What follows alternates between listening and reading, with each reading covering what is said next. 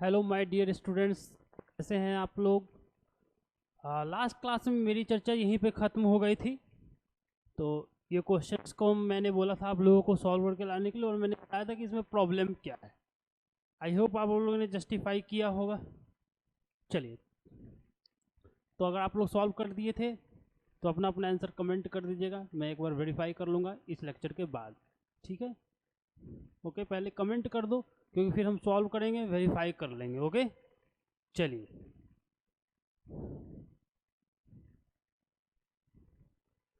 हाँ जी, तो एरिया दिया हुआ है, एक ट्रायंगल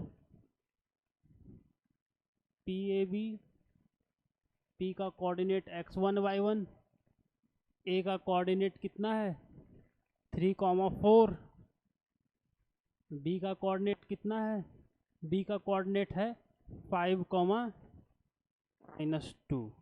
ये चलिए एरिया का फॉर्मूला यूज कर लेते हैं। हाफ क्या था जी, x1 y1, x2 y2, x3 y3, वापस से x1 y1। सिंप्लीफाई करते हैं, हाफ वैल्यू रखना पड़ेगा। वैल्यू रखना पड़ेगा, रखते हैं भाई। 3,4, 5-2, x1 y1। चलिए बताया जाए तो क्या किया जाए भाई। ऐसे वाला लेते थे पहले, ऐसे ऐसे ऐसे, और माइनस करके ऐसे वाला, राइट, याद है आप लोगों को। बिल्कुल, तो बताइए 4x प्लस 3 2 6 -6 प्लस 5y1, ये तो प्लस वाला, माइनस कॉमन लेने के बाद ऐसे वाला 3y1 प्लस 20 प्लस -2x1। ठीक है, और एरिया दिया हुआ कितना है 10, एरिया 10 दिया हुआ है। बहुत अच्छे, वेरी गुड। चलिए अब इसको सिंप्लीफाई करने में लगते हैं।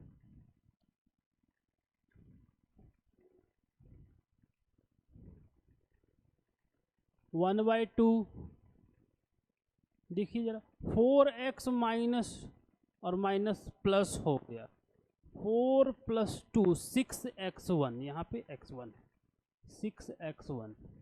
y को भी जरा देख लेते हैं, 5y - 3y, 2y1, 2y1। Okay, constant मिला लेते हैं, -6 -20, -26 बराबर 10। अब यहाँ पे एक चीज ट्विस्ट आ जाएगा, कि जब आप इसको ले रहे हो इक्वल टू 10, ये तो एरिया है, एरिया वैल्यू पॉजिटिव होता है, लेकिन इसका वैल्यू तो पॉजिटिव नेगेटिव दोनों हो सकता है। यस यस यस, क्योंकि मॉड लगा हुआ है, मॉड के अंदर में तो पॉजिटिव वैल्यू भी चलेगा, नेगेटिव वैल्यू भी चलेगा, तो इसकी वैल्यू पॉजिटिव और नेगेटिव दोनों हो सकती है। तो फाइनली क्या मिलेगा आपको, 6x1 2y1 -26 को मल्टीप्लाई कर देते हैं, बराबर +-20, +20 भी चलेगा और -20 भी चलेगा। इसका मतलब इसका 2 आंसर आता। अच्छा, और वो जो आप स्लोप वाले से निकाले, हो सकता है उसमें एक इक्वेशन सेम हो जाए, एक ही इक्वेशन आपको मिल पाए, या आप सॉल्व ना कर पाओ, लेकिन वहां से तो एक ही आंसर आएगा। इसका मतलब यहां से 2 आंसर आएगा। Yes, 2 answer possible. अब चलिए देखा जाए, तो फाइनली करते हैं सिंप्लीफाई। 6x1 + 2y1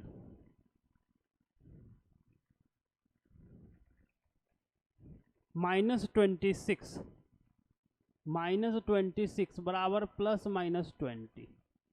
ठीक है, और डिस्टेंस फॉर्मूला को भी इक्वेट किया जाए, डिस्टेंस फॉर्मूला को भी इक्वेट कर लेते हैं यहाँ पे कहीं।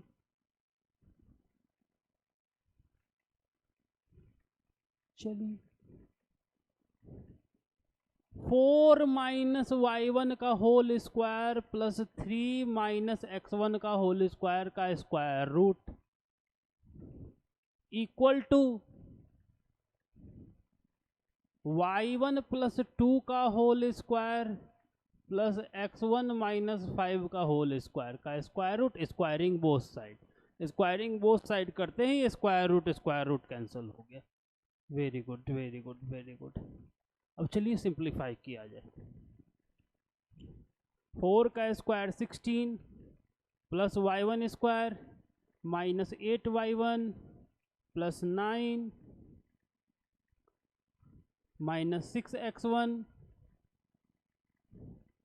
Plus x1 square equal to y1 square plus 4y1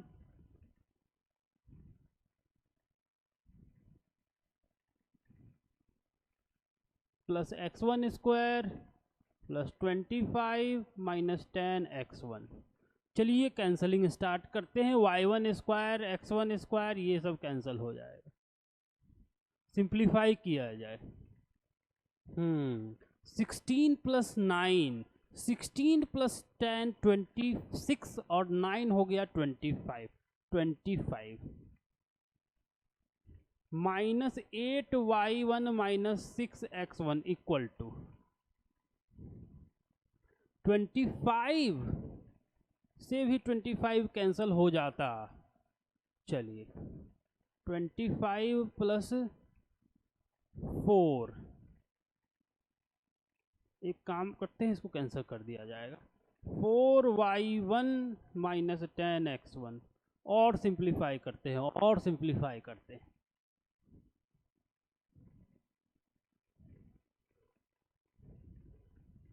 सब चीज इधर ला रहे हैं। 4y1 8y1 मिल करके हो गया 12 minus 12y1। Okay 10x1 plus में है, इधर आकर के माइनस में, इधर आकर के plus plus minus 6 plus plus 4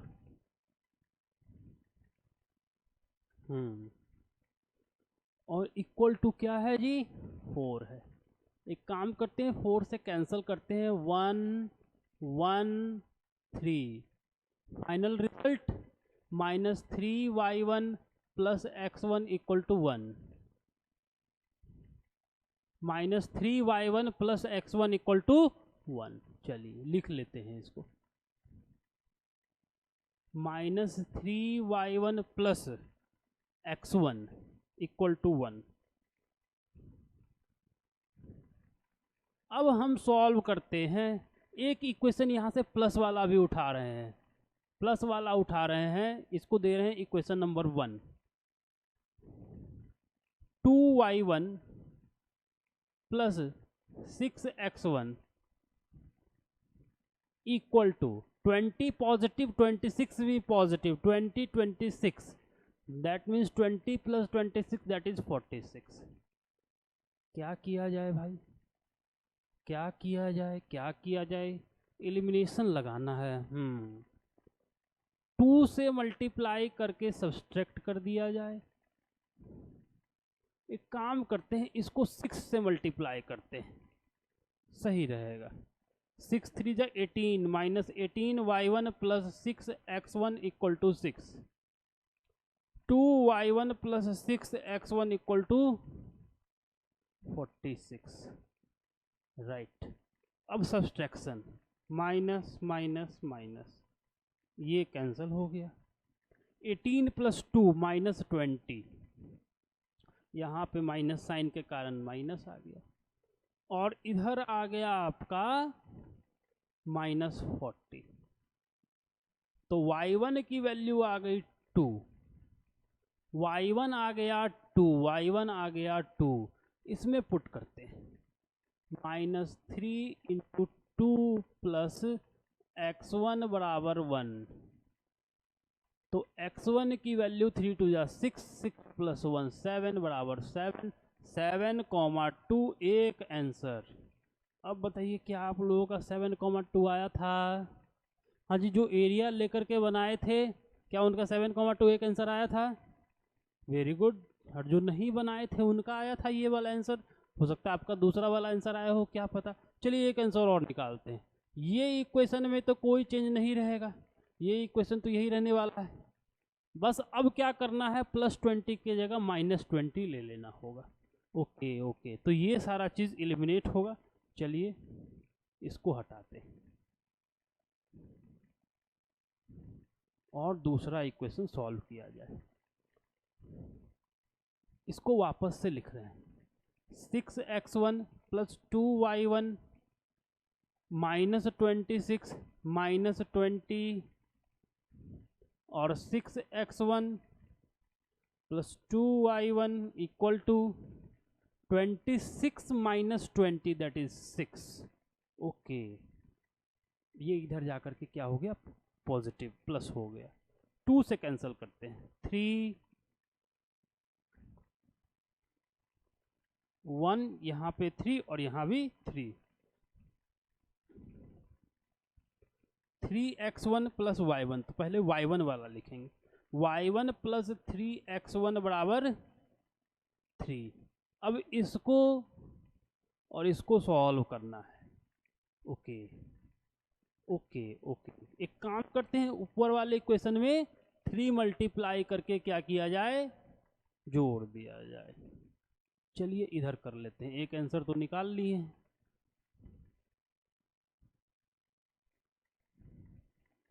ऊपर वाले इक्वेशन, इस वाले इक्वेशन में हम किससे मल्टीप्लाई कर रहे हैं, 3 से। क्या आया, -9y1 + 3x1 बराबर 3 आया। दूसरा इक्वेशन क्या है जी, y1 + 3x1 = 3 है। दोनों को सब्सट्रैक्ट कर देते हैं। अच्छा, दोनों को सब्सट्रैक्ट कर देते हैं। चलिए, माइनस माइनस माइनस -10y1 बराबर 0, y1 बराबर 0। y1 की वैल्यू 0, x1 बराबर 1। दूसरा आंसर आ गया 1, 0। तो 2 आंसर आ रहा है। क्लियर है? 2 आंसर क्यों आया, एरिया तो पॉजिटिव होता है लेकिन कोऑर्डिनेट तो नेगेटिव पॉजिटिव दोनों हो सकता है। बिल्कुल बिल्कुल, कोऑर्डिनेट नेगेटिव पॉजिटिव हो सकता है। इसीलिए हम क्या किए, 20 के वैल्यू को प्लस माइनस ले लिए। बेसिकली 20 नहीं लिया गया, यहाँ पे जो डिटर्मिनेंट लगा था, यहाँ पे जो मॉड लगा था, इसके अंदर का वैल्यू पॉजिटिव नेगेटिव हो सकता था, मैंने उसको लिया। क्लियर है बात? एक एग्जाम्पल के तौर पे और इसको बेटर ढंग से समझ लीजिए। अगर हम बोलेंगे मॉड x बराबर लेट अस सपोज a, तो इसका मतलब x का वैल्यू क्या क्या हो सकता है, x का वैल्यू ±a हो सकता है। ठीक है, अब यहाँ पे अगर लिख देते हैं हम, सपोज fx लिख दिए या fy लिख दिए, इसका मतलब fy जो है वो ±x, तो इस प्लस माइनस को आप इधर भी लिख सकते हो, x बराबर ±f(y). एक ही बात है, यहाँ पे जो भी चीज़ लिखा गया था, इधर था 20, तो यहाँ पे जो भी चीज़ लिखा गया था उसके आगे था प्लस माइनस बराबर 20, इस प्लस माइनस को इस साइड भेज दिए, हो गया। एक बार 20 लेकर के सॉल्व किया गया, एक बार -20 लेकर के सॉल्व किया गया। चलिए आगे बढ़ते हैं। तो ऑप्शन भी था जी, तो इसमें 2 आंसर, ये मल्टीपल करेक्ट हो गया। ओके ओके, ए भी सही है और बी भी सही है। क्लियर है बात, समझ में आया? तो ये क्वेश्चन मल्टीपल करेक्ट का था, ए और बी दोनों आंसर इसका सही है। चलिए आगे प्रोसीड किया जाए। If vertices of a triangle, homework, ये होमवर्क नेक्स्ट क्लास में डिस्कस करेंगे। If vertices of a triangle have integral coordinate, करा कि ट्रायंगल का जो वर्टिसेस है वो इंटीग्रल कोऑर्डिनेट है उसका। इंटीग्रल कोऑर्डिनेट होगा तो प्रूव कीजिए कि triangle can not be equilateral. Triangle equilateral नहीं हो सकता है। इक्विलैटरल ट्रायंगल का मतलब ऑल साइड्स इक्वल होता है, इंटीग्रल कोऑर्डिनेट नहीं होना चाहिए। ठीक है, सोचिएगा, देखिएगा, कोशिश करिएगा। इंटीग्रल कोऑर्डिनेट तुम अपने मन से कोई भी इंटीग्रल कोऑर्डिनेट ले लेना, उसके बाद एक बार ट्राई करना, देखिएगा। ओके, चलिए। एरिया ऑफ पॉलीगन, हाँ, एरिया ऑफ पॉलीगन अभी जो हम लोग पढ़े थे वो था एरिया ऑफ ट्रायंगल। ट्रायंगल का एरिया निकालने के लिए हम सीखे बेसिकली क्या क्या सीखे। पहले तो जनरल तरीका जो था 1/2 x1 y2 माइनस y1 ये वाला देखे। फिर हम देखे कि डिटरमिनेंट्स भी निकाल सकते हैं।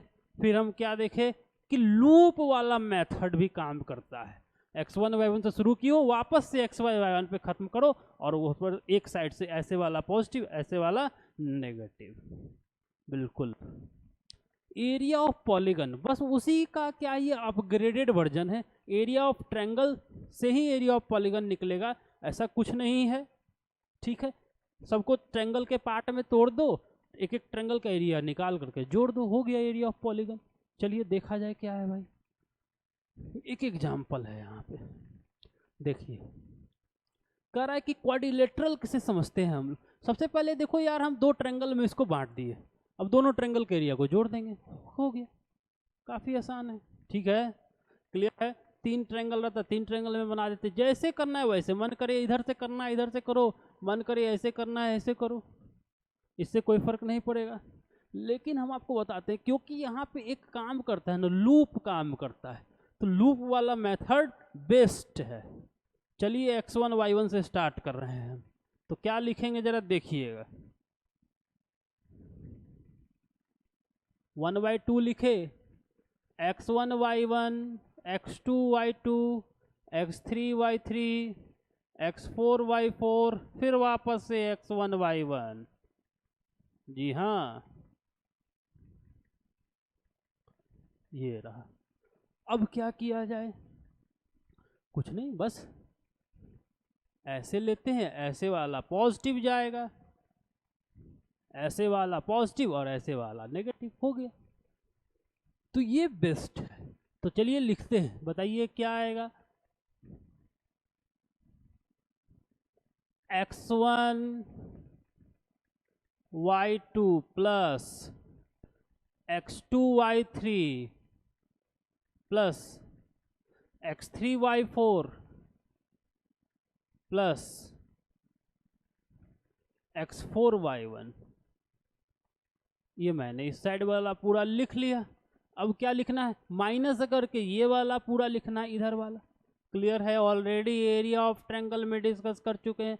बस ये प्रोसेस अगर 4 तक काम कर रहा है, 5 तक काम करेगा, 6 तक काम करेगा, मतलब पूरे पॉलीगन जिसका एन साइड है उसमें भी ये काम कर जाएगा। बिल्कुल बिल्कुल बिल्कुल। चलिए देखा जाए, तो माइनस कॉमन लेकर के क्या लिखेंगे जरा बताइए। y1 x2 plus y2 x3 plus y3 x4 plus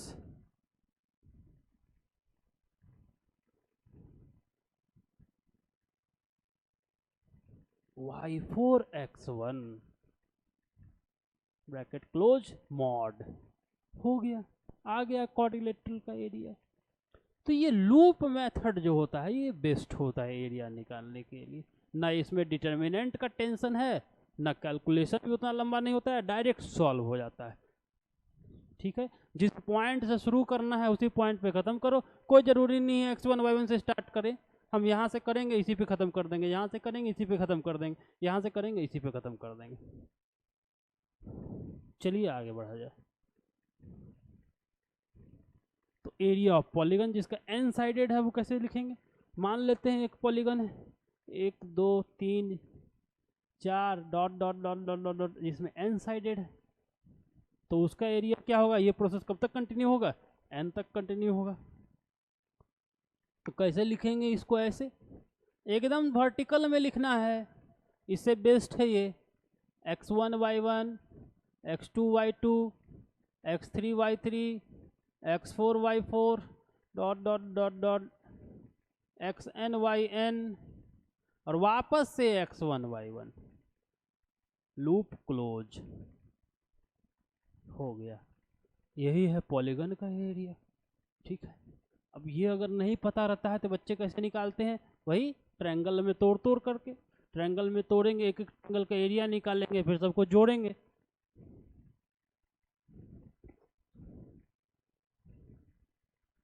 clear है?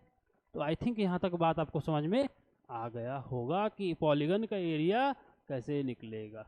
ओके, चलिए आगे बढ़ा जाए। Find the area of pentagon whose vertices are, pentagon 5 sides, vertices दे दिया है, एरिया निकालना है। चलिए निकालते हैं।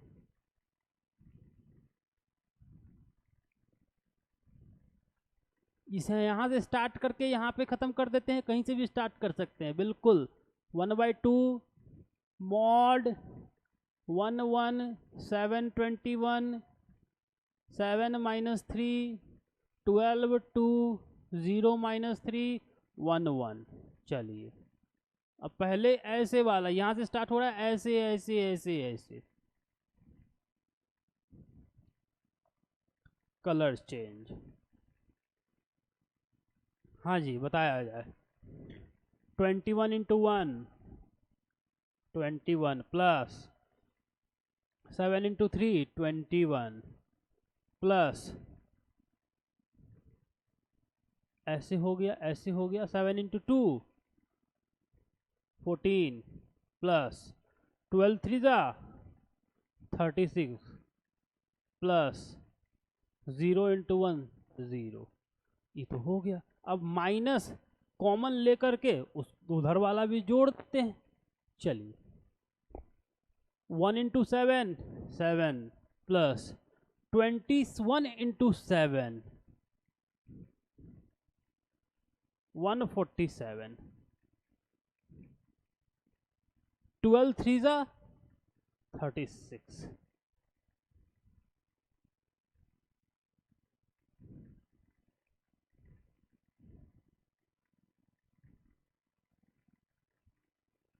Two into 0 0, -3 × 1 -3 bracket close mod close. बस निकाल लिए। अब बस इसको सिंप्लीफाई कर देना है। तो ये आखिर बहुत ही आसान है, बिल्कुल।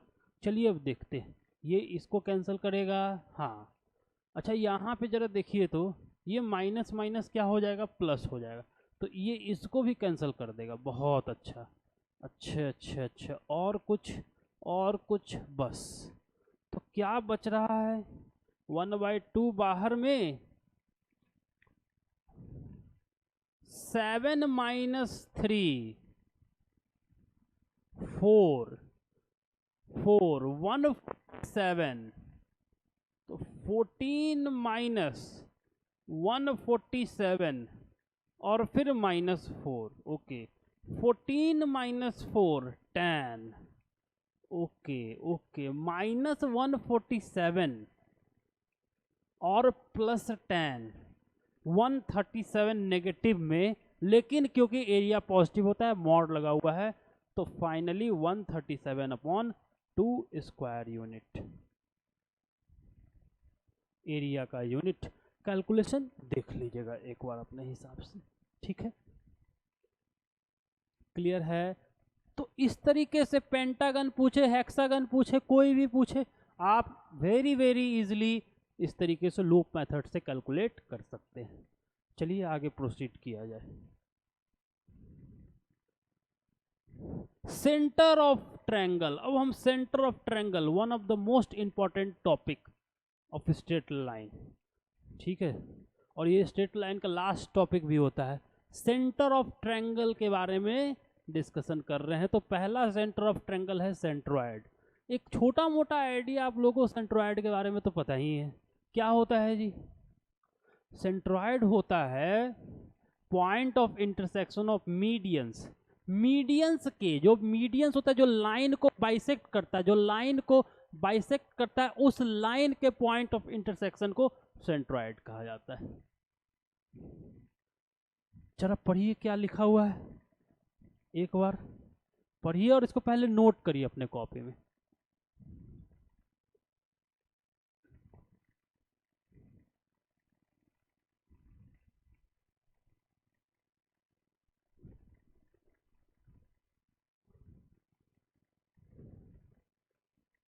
A line segment joining a vertex and the midpoint of opposite side is called median. Okay okay okay, कह रहा है कि वर्टेक्स से, अपोजिट वर्टेक्स से एक लाइन जो दिए गए अपोजिट साइड को बाइसेक्ट कर दे, उस लाइन सेगमेंट को, उस लाइन के पार्ट एडी जो लाइन सेगमेंट है, इसको हम लोग क्या बोलते हैं? मीडियन बोलते हैं।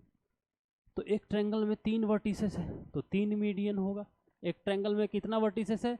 3 वर्टिसेस है, तो कितना मीडियन होगा जी? 3 मीडियंस। Very good. और तीनों के पॉइंट ऑफ इंटरसेक्शन को ही क्या कहा जाता है? सेंट्रॉयड। देखिए यहाँ पे तीनों मीडियन का नाम लिखा हुआ है, ठीक है, नोट कर लिए। Point of intersection of median को ही क्या कहते हैं? सेंट्रॉयड कहते हैं। देखिए जरा इसको भी।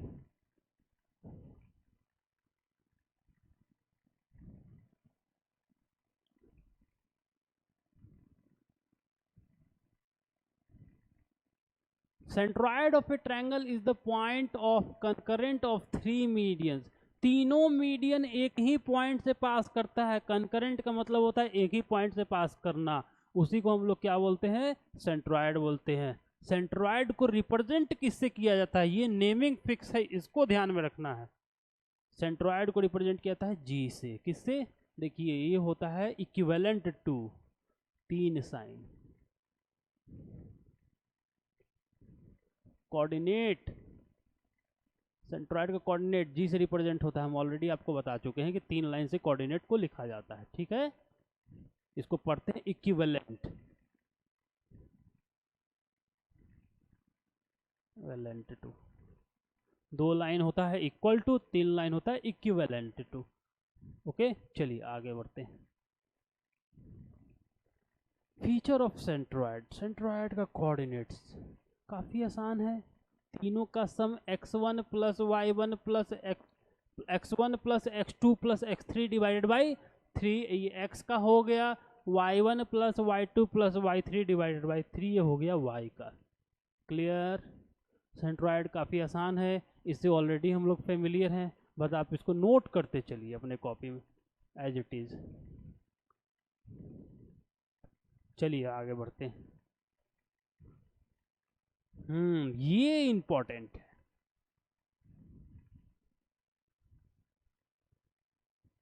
ये जो सेंट्रॉयड का प्रॉपर्टीज है यही काम का है। क्या है भाई? सेंट्रॉयड मीडियन को डिवाइड करता है किस रेशियो में? 2:1 रेशियो में। किस रेशियो में डिवाइड करता है जी? 2:1 रेशियो में। ध्यान रखिएगा, किस रेशियो में? 2:1। जरा देखा जाए, एक मीडियन ले रहे हैं एडी, ये वाला, इसका जो सेंट्रॉयड है वो क्या है यहाँ पे? जी। यहाँ पे ले रहे हैं 2:1 का मतलब 2 होगा एंगल साइड, 2 होगा एंगल, ये ए एंगल है ना, वर्टेक्स है ना, 2 इज ऑलवेज वर्टेक्स साइड। याद रखिएगा 2 किधर होता है? वर्टेक्स साइड, ठीक है, क्लियर है? अच्छा, अब जरा बताइएगा हमको कि टोटल लेंथ का ई जो है, ए जी जो है वो 2 पार्ट है और जी डी जो है वो 1 पार्ट है। ओके, 2:1 रेशियो में लेंथ को ही डिवाइड करेगा ऑब्वियसली। तो हम बोल सकते हैं क्या भाई कि जी डी क्या है? Equal to 1 of what? ऐसे बोलते हैं। टोटल लेंथ निकाल लीजिए पहले। टोटल लेंथ हो गया 2 + 1 3। ओके ओके ओके ओके, 3 हो गया। तो ये कितना है भाई? ये उसका 2 पोर्शन है। तो ए जी के बारे में क्या बोलेंगे? टोटल था 3, उसका 2 पोर्शन है, उसका 2 पोर्शन है, मतलब कि 2/3 है। ये कितना है? 2/3 है। किसका भाई? टोटल का, एडी का। बिल्कुल सही बात। ये कितना है भाई? ये 1/3 है। कितना है ये? 1/3 है। ये कितना है? 2/3 कवर किया।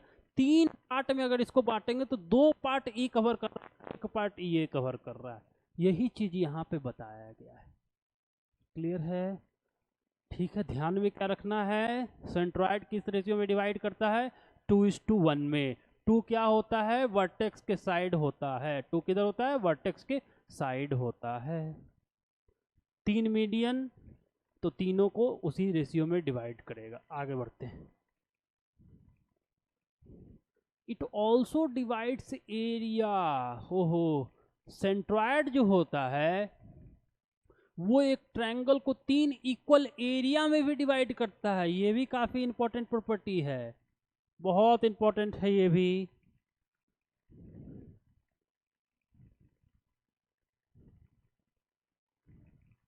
कितने में, 3 इक्वल एरिया। देखिए 1 2 3, ये पूरा, ये पूरा, ये पूरा अलग अलग कलर से किया गया है, ऑलरेडी सेट कर दिया गया। ये तीनों का जो एरिया होगा,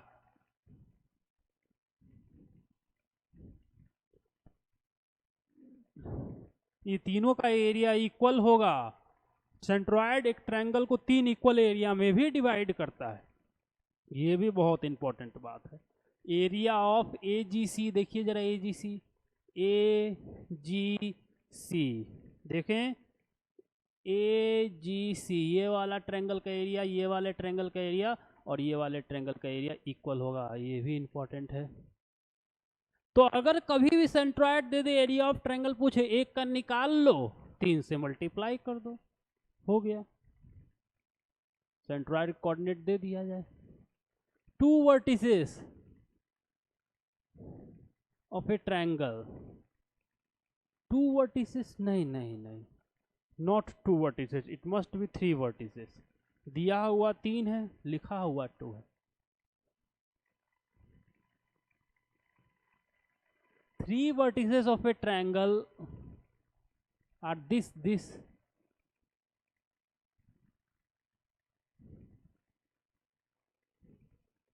नो, क्वेश्चन ठीक है जी, 2 वर्टिसेस और सेंट्रॉयड दे दिया है।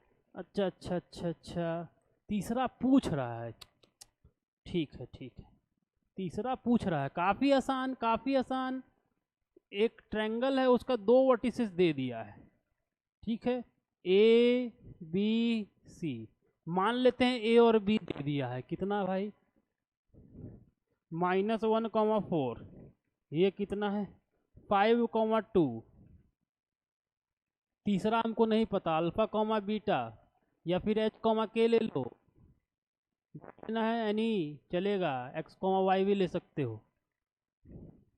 सेंट्रॉयड 0,-3, इसको क्या बोलते हैं, जी, याद रखिएगा जी।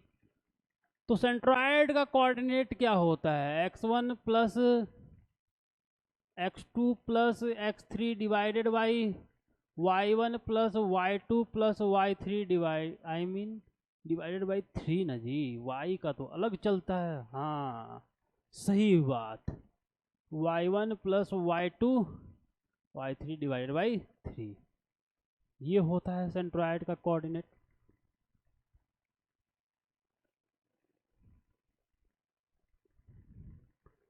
चलिए वैल्यू डालते हैं, कितना दिया हुआ है centroid, 0,-3 equivalent.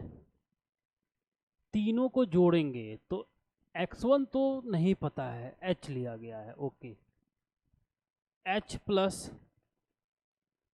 -1 plus 5 divided by 3, इसको 0 के साथ इक्वेट ही कर देते हैं डायरेक्ट, ठीक है, x वाले को x से डायरेक्ट आ जाएगा, और फिर y वाले को y से, y कितना है -3 है, इधर कितना हो गया k plus 4 plus 2 divided by 3। चलिए सॉल्व किया जाए, क्रॉस मल्टीप्लाई किए 0 हो गया, 0 बराबर 5 - 1 4, उधर आकर के -4, h का वैल्यू -4 डायरेक्ट लिखते हैं, ठीक है जी। तुम लोग भी करना, अपना कैलकुलेशन करिए, खुद से करते रहिए, मिलाते भी रहिएगा। 3 3 जा 9, 9 4 प्लस 2 6, -9 -6 -9 -6 -15, तो k का वैल्यू -15, h और k आ गया। वेरी वेरी इजी क्वेश्चन, काफी आसान क्वेश्चन था ये। सेंट्रॉयड आपको दे दिया है, 2 वर्टिसेस दे दिया है, तीसरा पूछ रहा था। ठीक है, तो चलिए आगे बढ़ा जाए। कौन सा ऑप्शन आया यार, तो मिटा दिए, ध्यान में नहीं है। 4, -15 था कि -4 -15 था, चेक कर लीजिएगा एक बार। चलिए, इन सेंटर, अगला जो सेंटर ऑफ ट्रायंगल है वो है इन सेंटर। इन सेंटर क्या होता है जी, एनीवन? इन सेंटर क्या होता है? इन सेंटर एंगल बाइसेक्टर का point of intersection. Very good, point of intersection of angle bisector. Angle bisector के पॉइंट ऑफ इंटरसेक्शन को क्या बोलते हैं? इन सेंटर। ठीक है, चलिए। इंटरनल एंगल बाइसेक्टर, अच्छा इसका मतलब एक्सटर्नल एंगल भी होता है क्या ट्रायंगल में? होता है, एक्सटीरियर एंगल बोलते हैं उसको। क्या बोलते हैं जी? Exterior angle. जब एक साइड के, एक ट्रायंगल के साइड को जब प्रोसीड करके आगे बढ़ाओगे तो एक्सटीरियर एंगल बनता है, उसके एंगल का बाइसेक्टर को एक्सटीरियर एंगल बाइसेक्टर बोलेंगे, उसको एक्सटीरियर एंगल बोलते हैं। तो ट्रायंगल में इंटीरियर एंगल ही होता है, कॉमन सेंस है। A line segments divide an angle into 2 equal part is called internal angle bisector. ये बहुत बेसिक सा बात है। एंगल बाइसेक्टर है तो भाई एंगल को 2 पार्ट में बांटेगा ही, वही लिखा हुआ है। A D bisect angle A, B bisect angle B, C F bisect angle C. जैसे लिखा हुआ है वैसे अपनी कॉपी में लिख लीजिए, डायग्राम बना लीजिए।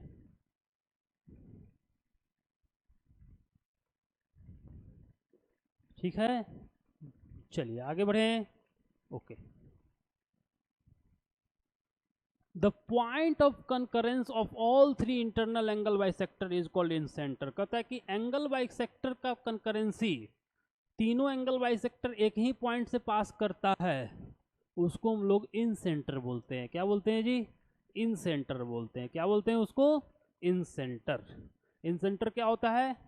Point of intersection of interior angle bisector. एक ट्रायंगल के इंटीरियर एंगल बाइसेक्टर को क्या कहा जाता है? Incentre. Coordinate of incentre, बिल्कुल लिख लीजिए इसको भी। ये फॉर्मूला रट जाना है, याद रहना चाहिए फॉर्मूला इन सेंटर निकालने का। आप सेंट्रॉयड का मत याद करो, कोई दिक्कत नहीं है, लेकिन इन सेंटर का याद रहना चाहिए। इन सेंटर को निकालने का और कोई अल्टरनेट तरीका नहीं है, बाकी सबका अल्टरनेट और जनरल अप्रोच होता है। इन सेंटर का फॉर्मूला याद रहना चाहिए। अगर एंगल बाइसेक्टर थ्योरम याद है तो इन सेंटर का फॉर्मूला डिराइव भी कर लोगे, अभी हम बताएंगे। ठीक है, चलिए नोट कर लिए क्या होता है जरा बताइए। अगर इन सेंटर का कोऑर्डिनेट x, y है तो x बराबर क्या होगा? सबसे पहले हमको देखना है कि इसके साथ x1 इसके अपोजिट का साइड, ये देखिए ये जो लेंथ लिख रहे हैं ना, इसको हम स्मॉल a से रिप्रेजेंट करते हैं। इस वाले लेंथ को स्मॉल b से, इस वाले लेंथ को स्मॉल c से रिप्रेजेंट करते हैं। इतना तो बात आई थिंक आपको पता ही होगा। तो x बराबर क्या आएगा जी? ax1 प्लस b, जरा देखिएगा b के अपोजिट में क्या है? x2, bx2 plus cx3 divided by a plus b plus c, तीनों के सम का लेंथ। इसी तरीके से y का भी, ठीक है, a के साथ x1, क्यों? क्योंकि a के अपोजिट में अपोजिट वाला लेंथ, उसका लेंथ उसके अपोजिट कोऑर्डिनेट, उसका लेंथ उसके अपोजिट कोऑर्डिनेट, उसका लेंथ उसके अपोजिट कोऑर्डिनेट, इसका sum divided by sum of all length, sum of all length of triangle. यही हमको क्या देता है जी? इन सेंटर देता है। क्लियर है? इसी तरीके से y का भी क्या होगा? ay1 by2 cy3 divided by a plus b plus c। Clear है? आई थिंक यहाँ तक बात आपको समझ में आ रही होगी। एक एक चीज नोट करते चलना है। यही है एंगल बाइसेक्टर थ्योरम। क्या है भाई? Ratio in which in centre divide internal angle. Okay, internal angle bisector को डिवाइड कर रहा है। इन सेंटर जो है वो एंगल बाइसेक्टर को किस रेशियो में डिवाइड करता है, वो रेशियो मेंशन किया गया है। एक एग्जांपल ले लेते हैं। ये ले लिया मैंने, यहाँ है ए, ठीक है, इसका नेमिंग कर देते हैं हम, फिलहाल डी कर देते हैं। ये है डी और यहाँ पे इन सेंटर है आई।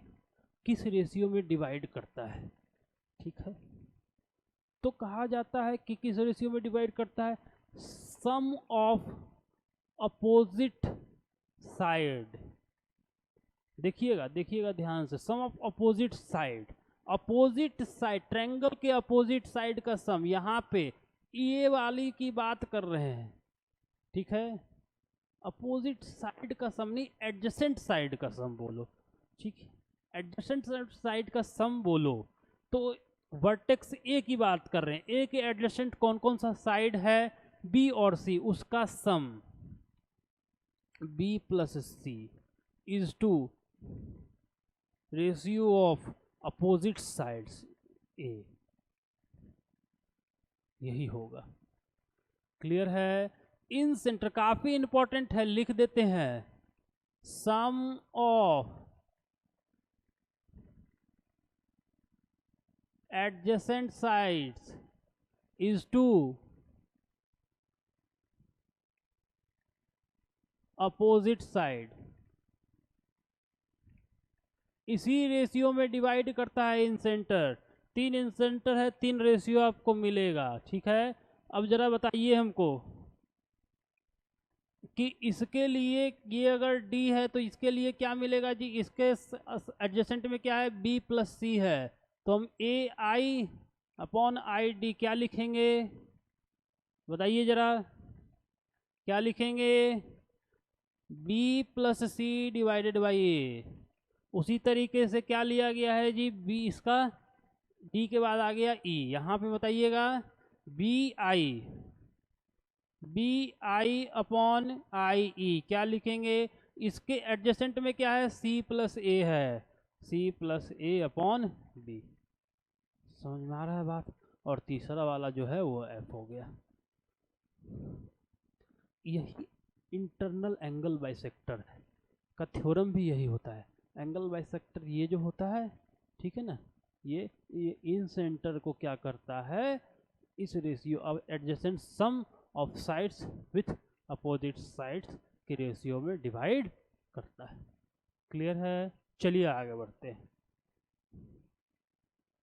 देखिएगा जरा, the largest circle touching all 3 sides is called in circle of triangle. इसका मतलब सर्कल के रिस्पेक्ट में डेफिनेशन बताने की कोशिश की जा रही है। सर्कल के रिस्पेक्ट में, सर्कल के रिस्पेक्ट में, इन सेंटर, नाम से भी थोड़ा क्लियर हो रहा है, इन सेंटर, सर्कल के रिस्पेक्ट में भैया, सर्कल के रिस्पेक्ट में अगर तीनों साइड को टच करते हुए अगर आप एक सर्कल बनाओगे तो उसका सेंटर जो होता है उसको इन सेंटर कहते हैं। उसको क्या बोलते हैं, इन सेंटर, ठीक है। और जो सर्कल होता है उसको इन सर्कल कहा जाता है।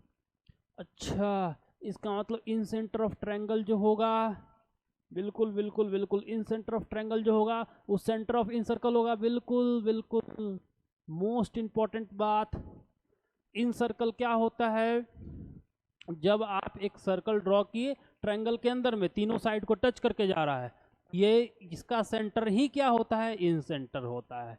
इसका सेंटर ही क्या होता है, इन सेंटर होता है। क्लियर है? नोट कर लिए एकदम, एक प्रॉपर चीज लिखते चलिएगा। ये क्वेश्चन है, ये क्वेश्चन, ठीक है। 2 वर्टिसेस ऑफ ए ट्रायंगल, यहाँ 2 वर्टिसेस, यहाँ एक minute, 2 vertices of a triangle, यहाँ 3 वर्टिसेस होना चाहिए। यहाँ तो हम कंफर्म हैं भाई, ये नहीं चलेगा, 3 दिया होगा, ये एरर है। 3 वर्टिसेस, ठीक है, 3 वर्टिसेस। लास्ट का ऑप्शन नहीं दिख रहा है, लिख देते हैं यहाँ पे -√2, √2। बिल्कुल होमवर्क, ठीक है, करना है। नेक्स्ट क्लास में इसको हम लोग डिस्कस करेंगे, ठीक है, लिख लीजिए इसको। और आज का सेशन हम लोग यहीं तक रखते हैं, मिलते हैं आपसे हम अगले सेशन में। इसी क्वेश्चन से हमारी बातचीत स्टार्ट होगी।